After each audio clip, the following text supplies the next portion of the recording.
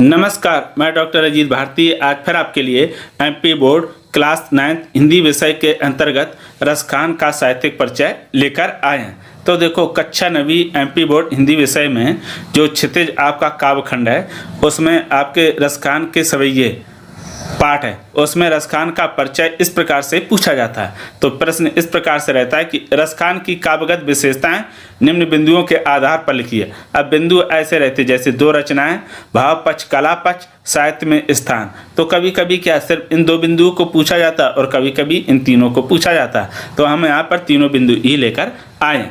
तो सबसे पहले आप क्या करेंगे, प्रश्न को ठीक से पढ़कर लिखेंगे। काले पेन से उत्तर, है ना, उत्तर लिख दिया। अब लिख देंगे रसखान की काव्यगत विशेषताएं, जैसा प्रश्न में पूछा गया।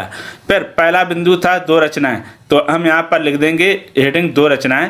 अब रसखान की दो रचनाएं लिखे तो जो आपको सरल और सही लिख पाते हो, तो हम यहाँ पर लिखे हैं सुजान रसखान प्रेम वाटिका। आप चाहो तो जो इनकी दो सरल आपको आती वो लिख दो, या फिर इन्हीं दो को याद करके लिख सकते हो। फिर आता है आपका अब दूसरा बिंदु। तो दूसरे बिंदु में रहेगा आपका भाव पक्ष, कला पक्ष। तो इसके अंतर्गत लिखेंगे रसखान के भाव पक्ष एवं कला पक्ष इस प्रकार से हैं। तो पहले हम उप जो बिंदु है या हेडिंग है लिख लेते हैं भाव पक्ष। तो पहला हम नंबर डाल के लिख देंगे काले पेन से भाव पक्ष। अब हम लिखना शुरू करेंगे।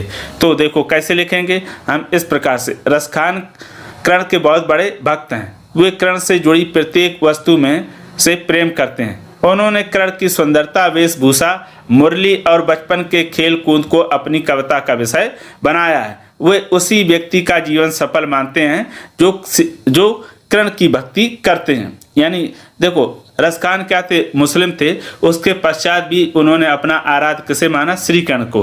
और उन्होंने क्या किया, उनके बचपन से लेकर बड़े होने तक की जो घटनाएं थी, उनके खेल कूद, सुंदरता, वेशभूषा, सब पर उन्होंने कविता रची है। और उनका मानना है कि उसी व्यक्ति का जीवन सफल होता है जो श्री कर्ण से प्रेम करता है या उनकी भक्ति करता रहता है। उसी के आगे लिखेंगे कृष्ण के सिवाय उन्हें जगत में कुछ भी श्रेष्ठ नहीं लगता। यानी उन्हें श्री कर्ण के अलावा कोई भी अच्छा नहीं लगता।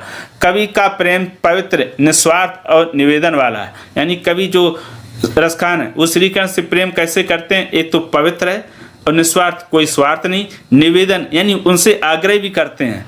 कवि की कर्ण के प्रति भक्ति भावना देखते ही बनती है।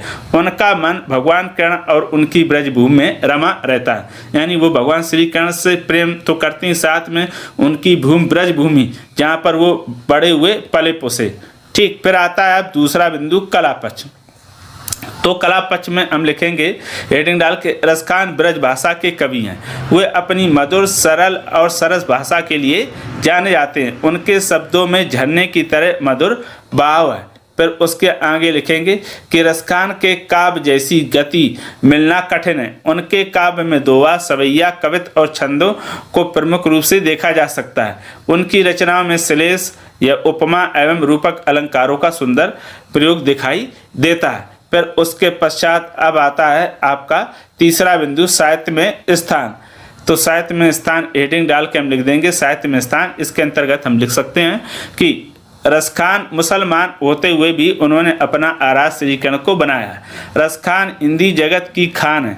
उनका हिंदी साहित्य जगत में सदैव ऊंचा स्थान रहेगा। तो ये हो गया रसखान जी का साहित्य में स्थान। तो ये मैं आपके सामने रसखान का जो काव्यगत विशेषताएं या साहित्यिक परिचय आपके सामने एमपी बोर्ड कक्षा 9वीं के अनुसार लेकर आया था। अगर इसमें किसी प्रकार का कोई डाउट हो तो कमेंट करके हमें आप बताइएगा। और ये भी बताइएगा कि ये रसखान का साहित्यिक परिचय या उसकी काव्यगत विशेषताएं आपको कैसी लगी। अगर इससे संबंधित किसी प्रकार का प्रश्न हो तो कमेंट करके अवश्य बताइएगा। तो फिर आज के लिए इतना ही। अब हम फिर मिलेंगे किसी नए विषय के साथ। तब तक के लिए धन्यवाद।